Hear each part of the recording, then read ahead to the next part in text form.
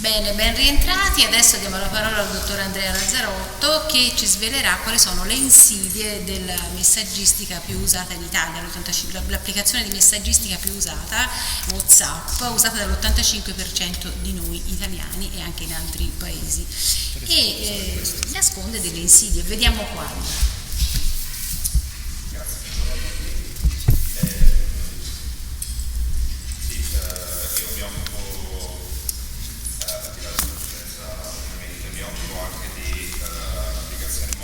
Sia per crearle che per smontarle, ovviamente, quindi da parte di reverse engineering, analizzare come funzionano e cosa fanno e eventualmente cercare di capire se ci sono degli aspetti che si possono migliorare. Ho collaborato con il progetto Kane, l'istituzione dell'industria informatica presso il campo demografico e campo motorico software di Tantorelli. Allora, questa è una presentazione che vuole, riassumere in modo abbastanza discorsivo due esperimenti che sono stati effettuati con WhatsApp, però naturalmente ci sarà anche qualche aspetto leggermente più tecnico in alcuni punti della presentazione, perché ovviamente se no chi fa l'informatico magari potrebbe dire sì, ma tutti i dettagli dove sono, e quindi qualcosina ci ho messo. E queste parti saranno contrassegnate dal simbolo che vedete a destra, quindi se voi non vi occupate di contenuto tecnico, ma magari lavorate in ambito legale, forze dell'ordine, eccetera, potete saltare le parti dove vedete l'icona e comunque riuscirete a seguire lo stesso presentazione. Come dicevamo prima, appunto, WhatsApp è un'applicazione che in Italia e in molti altri paesi dell'Europa occidentale è quella più utilizzata, in particolare utilizzata dall'85% degli italiani, quindi molti. Però prima c'è stato un intervento molto interessante anche sulla parte appunto dell'analisi delle applicazioni mobili. Sapete che ci sono sempre il trend tecniche, a volte non è possibile sempre prendere uno smartphone e estrarre il contenuto originale in database delle chat per poi conseguentemente analizzarlo. A volte su certi dispositivi di ultima generazione si deve ricorrere a delle tecniche meno accurate, come ad esempio fare delle foto al display oppure delle schermate, delle screenshot, specialmente i telefoni non sbloccati.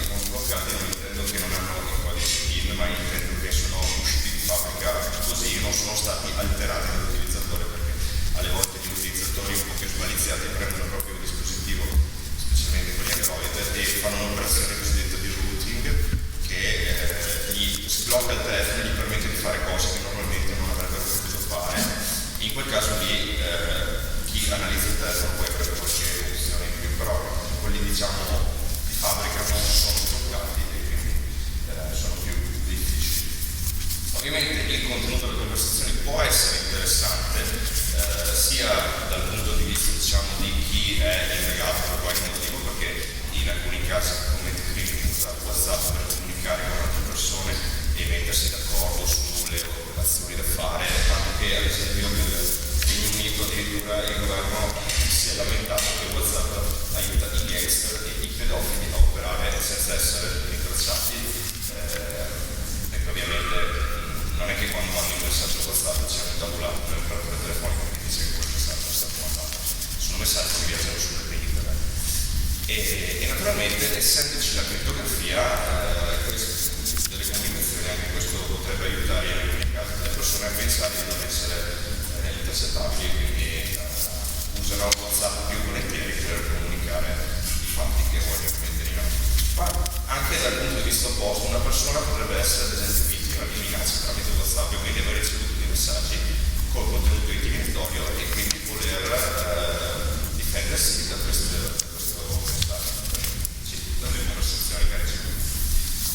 Quindi è molto utile e interessante analizzare uno smartphone di una persona che ad esempio dice: io ho ricevuto dei messaggi in cui mi hanno minacciato, mi hanno insultato, mi hanno detto che mi uccideranno, eccetera, e ho qui il mio smartphone con i messaggi dentro. E quindi io vado a farmi analizzare il mio telefono.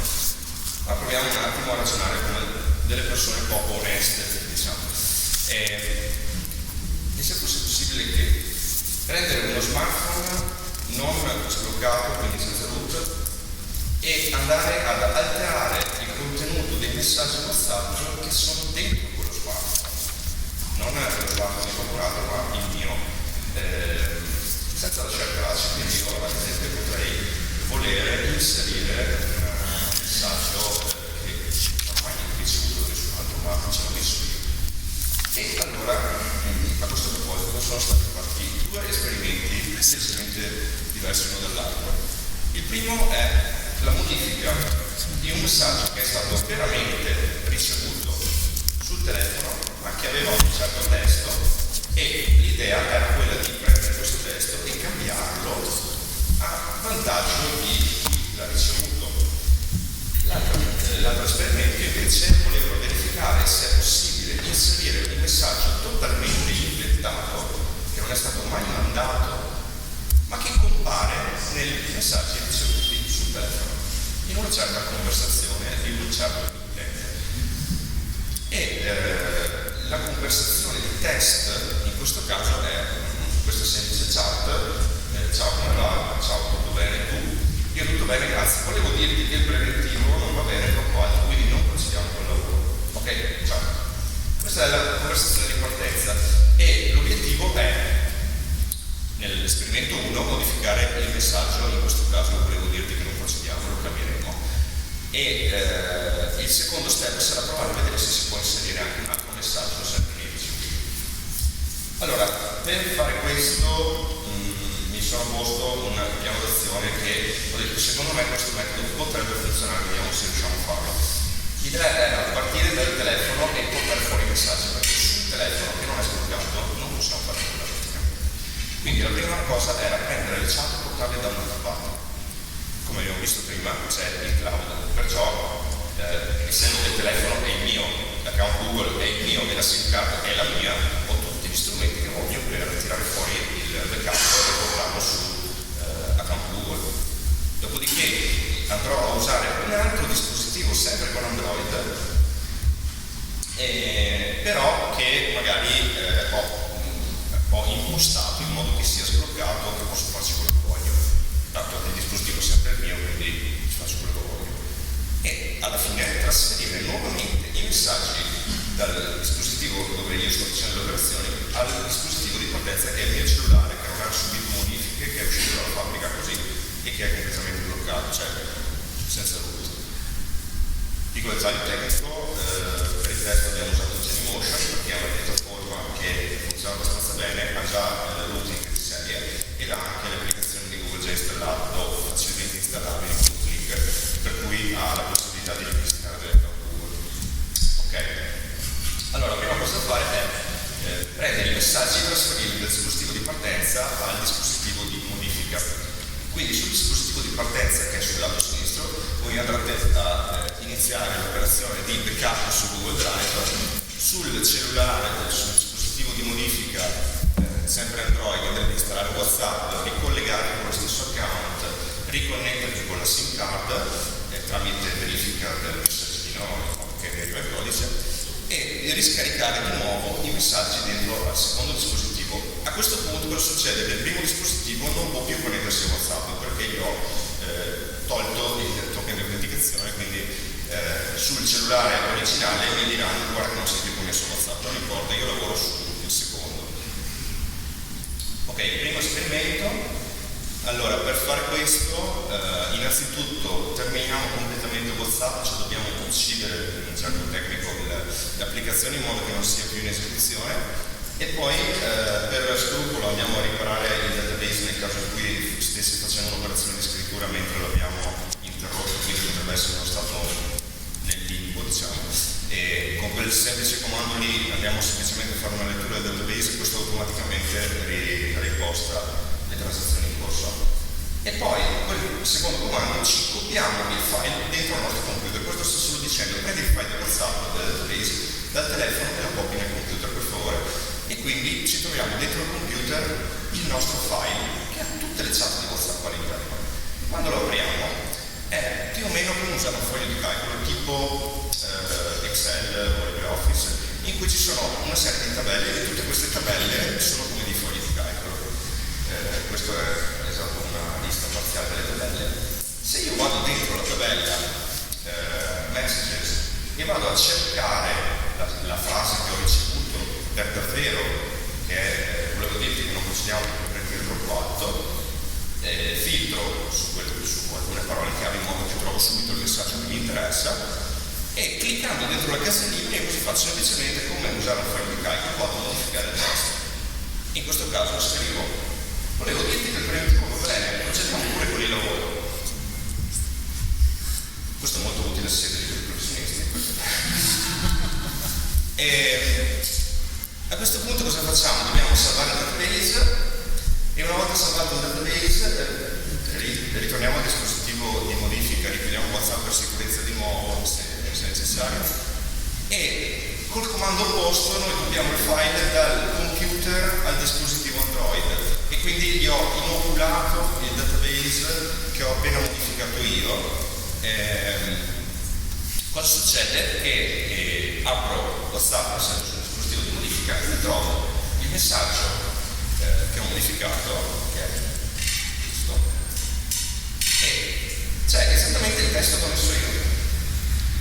Quindi il primo esperimento riuscito. Ora proviamo a vedere se anche il secondo si può fare. Questo è un pochino più complicato perché devo crearne uno nuovo da zero, non parto da un messaggio esistente. Quindi per semplificarmi un po' il lavoro prendo il messaggio che ho appena modificato e lo uso come base per fare una copia e creare un nuovo messaggio. Quindi duplico la riga del messaggio precedente. A questo punto cosa succede? Che quando io creo il duplicato, in automatico il software mi darà un messaggio di errore e mi dirà: guarda che non puoi avere due righe con lo stesso ID, che è una chiave, diciamo, che identifica univocamente tutti i messaggi, per cui mi lascia una casella bianca completamente qua, che dovrò poi riempire io, perché manca il dato qua. E inoltre mi ha creato un identificatore di riga che vedete che è molto più alto rispetto a quello precedente, c'è un salto notevole perché io questo lavoro l'ho fatto circa 10 giorni dopo che il messaggio l'avevo ricevuto, quindi nel frattempo sono state altre chat, di conseguenza l'ID di quel messaggio è molto più avanti. Quindi cosa dobbiamo fare? Intanto dobbiamo modificare la data del messaggio, che in questo momento è uguale al millesimo di secondo con il messaggio che io ho fatto, perché e quindi vedo due messaggi con la stessa precisa data di invio e ricezione, è un po' strano, quindi dobbiamo modificarla e portarla alla data che vogliamo noi. Dopodiché dobbiamo inserire la cella TID perché è bianca e quindi ci mettiamo dentro un valore. Allora, le due colonne sono timestamp e receive timestamp. Il timestamp è la data in cui la persona mi ha inviato il messaggio e il receive è la data in cui il mio cellulare ha registrato di averlo ricevuto. A questo punto qualsiasi persona che ha lavorato con i database singolari riconoscerà che quel formato lì è un numero in formato Unix timestamp standard normalissimo, basta usare un qualsiasi competitore online che scrive la data e ti genera in automatico il valore. E invece per la key ID notiamo che, a parte il fatto che le prime cifre sono più o meno sempre le stesse per tutti i messaggi, è un valore a caso praticamente, quindi basta mettere un po' di caratteri a caso cercando di farlo lungo come gli altri in modo che non si capisca che l'ho creato io, e a quel punto si mimetizza, diciamo, all'interno dei messaggi. Adesso proviamo a fare il trasferimento e notiamo un piccolo problema tecnico, che questo esperimento qua, io ho creato un messaggio che doveva andare subito sotto al messaggio questo, chiamiamolo vero, ma in realtà l'ho modificato anche questo, doveva andare qui, invece è andato qua in fondo. Perché? Molto semplice, perché l'ID è quello più alto di tutti, quindi essendo i messaggi ordinati per ID, nella chat l'ordine non è più rispettato. E lo potete, forse non si vede tanto bene, però ad esempio anche la data che è scritta qua in basso, cioè l'orario, è un minuto indietro rispetto a questi messaggi qua. Quindi io vedo 10:43, 10:42. Chiaramente qui qualcuno si accorgerebbe che c'è un problema tecnico, c'è un problema di dati, e quindi libererebbe il sospetto che ho modificato i messaggi. Perciò cosa andiamo a fare? Andiamo a correggere.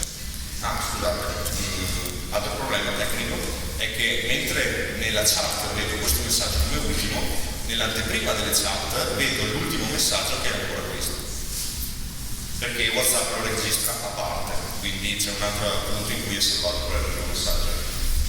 Dobbiamo correggere questi problemi, quindi innanzitutto prendiamo i messaggi della conversazione, tutti i messaggi che devono essere successivi, io aumento gli ID in modo che me li mostri nell'ordine giusto. Modifichiamo alcuni riferimenti che sono inseriti nella tabella chat, tipo ultimo messaggio ricevuto, ultimo messaggio visualizzato, ultimo messaggio a cui ho inviato una conferma di lettura, aggiornando tutti gli ID secondo le modifiche che ho fatto. E a questo punto vedete che il messaggio gravemente ingiurioso nei miei confronti è andato a finire qui in mezzo, esattamente dove volevo che andasse a finire. Perciò, riassumendo, qua siamo ancora sul dispositivo, diciamo, di modifica di testo. Abbiamo modificato un messaggio che era stato veramente ricevuto, quindi un messaggio che esisteva l'abbiamo modificato. Se io ipoteticamente avessi sia il mio smartphone che lo smartphone della persona che me l'ha inviato, perché magari vuole dire no, io non ho mandato quella roba lì, vedremo che effettivamente c'è una differenza tra i due messaggi. Ma come faccio io a dire qual è quello vero? Chi è dei due che ha modificato? È quello mittente che dopo avermi mandato una cosa l'ha cambiata sul suo cellulare, o sono io che l'ho cambiata sul mio cellulare? Non c'è modo per vederlo. Poi si può aggiungere un messaggio che non è mai stato inviato? Sì, richiede attenzione, perché se non si sta attenti con ID, chi andrà a analizzare il database ammettendo che abbia accesso al database, quindi che il telefono sia estraibile completamente, potrebbe accorgersi che le cose non dovranno. Ma se io lavoro molto attentamente e sto in campagna, diciamo, e modifico l'ID in modo che siano sequenziali, giusti e tutto quanto, di fatto, facendo le cose correttamente, quando andiamo a analizzare il mio cellulare non è possibile rilevare quella modifica, cioè l'inserimento di quel messaggio non è rilevabile analizzando il mio telefono. E io potrei dire alla persona che me lo contesta: sì, tu mi hai inviato gli insulti, poi dal tuo telefono li hai eliminati, cioè li cura del cestino. È una bella, cioè una comunicazione abbastanza semplice, cioè tu mi hai inviato gli insulti, quelli cancellati, però io ce li ho. Vai tu a capire. Ultima cosa, i messaggi sono stati ritrasferiti sempre con backup Google nel cellulare di partenza, quindi adesso nel mio telefono vero, prodotto dalla fabbrica e mai modificato tutto quanto, ho i messaggi modificati da me. Ma la cosa che mi ha veramente stupito e che non mi sarei mai immaginato, mentre facevo tutti questi esperimenti, io mi aspettavo che il mio interlocutore ricevesse la classica notifica che vedete a volte nei gruppi, eccetera, in cui appare un messaggino in giallo con scritto: guarda che il codice di sicurezza di Tizio è cambiato perché potrebbe aver installato WhatsApp, perché potrebbe aver perso il telefono, eccetera. Questo non è successo. Quindi io ho chiesto al mio interlocutore: ma ti compare il codice, cioè il messaggio dove io ho cambiato il codice di controllo? No. E questo è lo screenshot che mi ha inviato lui. Quindi vedete, non c'è assolutamente. Lui ovviamente ha il suo messaggio originale, non ha quello che ho inventato io, ma non ha neanche nessuna notifica dove io ho fatto gli esperimenti, quindi ho disinstallato WhatsApp, ho installato WhatsApp, ho fatto tutti questi esperimenti qua. Il mio interlocutore o tutti gli altri miei contatti non vedranno mai che ho fatto questa cosa. Non chiedetemi esattamente il motivo, però non è comparso. Più o meno questo era tutto.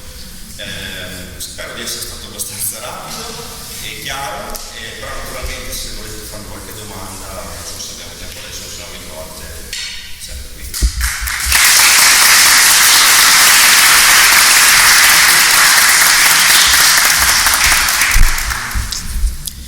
Ci sono domande per il dottor Lazzarotto?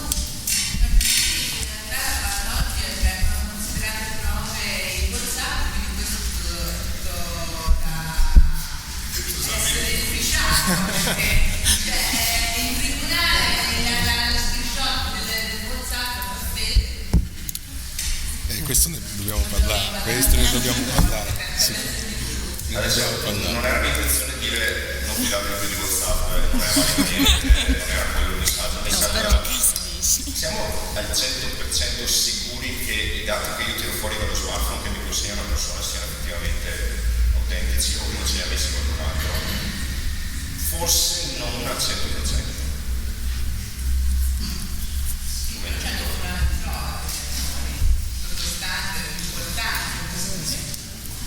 Però devi pensare che in informatica a qualsiasi livello c'è sempre qualcuno che potrebbe creare dei posti del genere. Cioè la modifica è possibile sempre, solo che alzi l'asticella, e quindi un discorso giudiziario può essere un'ipotesi da cavalcare, però deve avere anche una plausibilità agganciata a chi sono gli attori del giudizio, magari insomma. Cioè, perché se non vuole può pensare, ma se avessi assoldato un mega informatico, eccetera, eccetera, tutto può essere, però dall'ipotesi alla realtà devi anche mostrare, se no così non vale più tu qualcosa. Una domanda da Francina ma il database di WhatsApp non ha una titolarità di creazione e modifica del record gestito dal sistema e quindi non si possono modificare facilmente? Dentro questo tipo di puntatori non sono falsificati semplicemente scrivendo sopra. Non so se nel SQL cosa sia questa cosa. No, intanto la domanda era questa. Essendo un database molto piccolo e compatto, non ne sono certo, ma non credo che ci sia. Quello che bisogna stare attenti appunto è l'ID, cioè le righe dell'ID, che se uno non le mette a posto e non le corregge, ti accorgi che l'ID non torna con l'ordine dei messaggi, quello sicuramente. O comunque uno potrebbe anche fare la modifica, diciamo appena ricevuto un messaggio ne aggiungo subito un altro, aspetto 2 minuti e faccio subito il lavoro, tra virgolette, senza aspettare 10 giorni come ho fatto io, poi nell'immediatezza comincerebbe a quel punto, sì.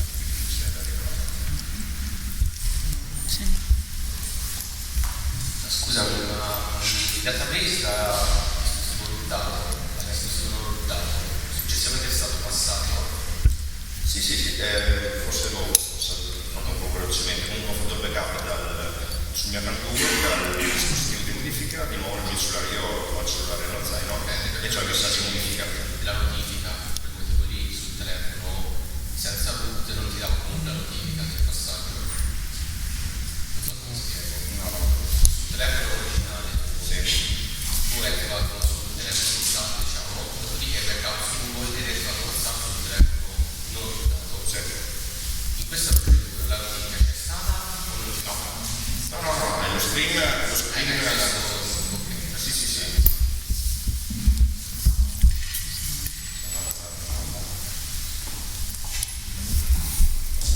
Un chiarimento, le modifiche sono possibili quindi soltanto sui messaggi inviati o anche su quelli ricevuti che appaiono sul proprio telefono? Io ho modificato i messaggi ricevuti sul mio telefono, cioè per far finta che una persona mi avesse mandato degli insulti o comunque qualsiasi cosa che io volessi dire che mi ha mandato. Io non ho fatto modifiche sui messaggi miei inviati, però non cambiava niente. Quindi era la modifica, si riesce a modificare successivamente tutto ciò che si riceve. Tutto, anche quelli inviati. Certo, quelli inviati ho capito, volevo il chiarimento su ciò che viene ricevuto, che mi sembrava invece più difficilmente alterabile. No, non cambia niente, perché io ho delle righe di database, quelle che ho modificato io non sono ricevute, non ho parlato con messaggi inviati oggi.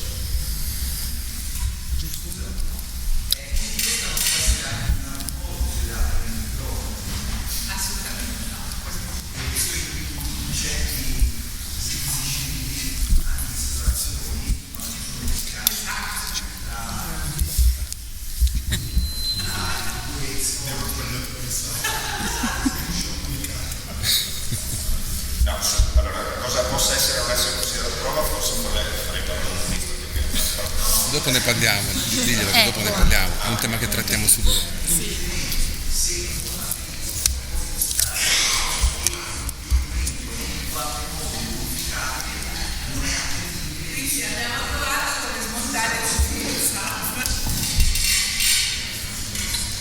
diciamo che poi che sia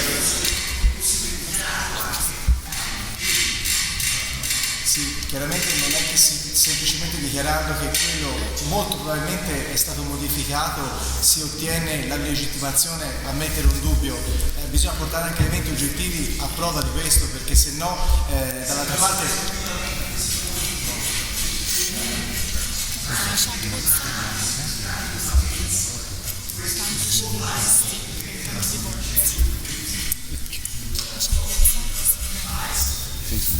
Diciamo che se venissero analizzati tutti i dispositivi che ha il soggetto di cui si ha il dubbio che abbia modificato il messaggio, le ipotesi per cui il messaggio sia stato modificato trovano meno supporto, nel senso che magari si trovano delle tracce di un vecchio database con altri dati su un altro dispositivo e quindi si va a confutare questo tipo di elemento.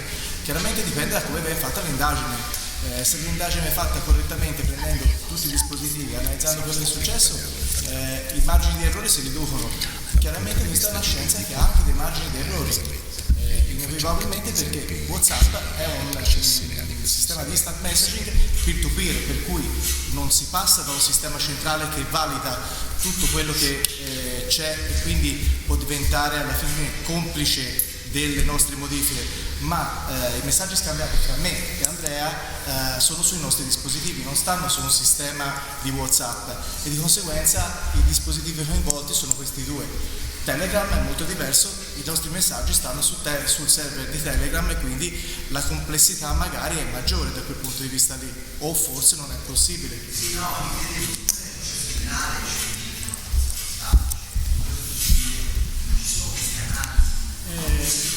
Aggiungi che ne parliamo adesso, dai, sì. Allora, mi scuso con il signore, però sarà il tema del prossimo intervento. Ne parlerà il dottor Reale con l'avvocatessa Guarnieri. Una cosa rapidissima. Complimenti a Andrea perché è molto interessante tecnicamente e sono convinto che sia veramente complicato riuscire a discernere, no? Sono altrettanto convinto, e lo dico con tranquillità, un'analisi completa del telefono, magari in congruenza, sto ragionando in ipotesi, non sto ragionando. Il messaggio per gli avvocati: 1.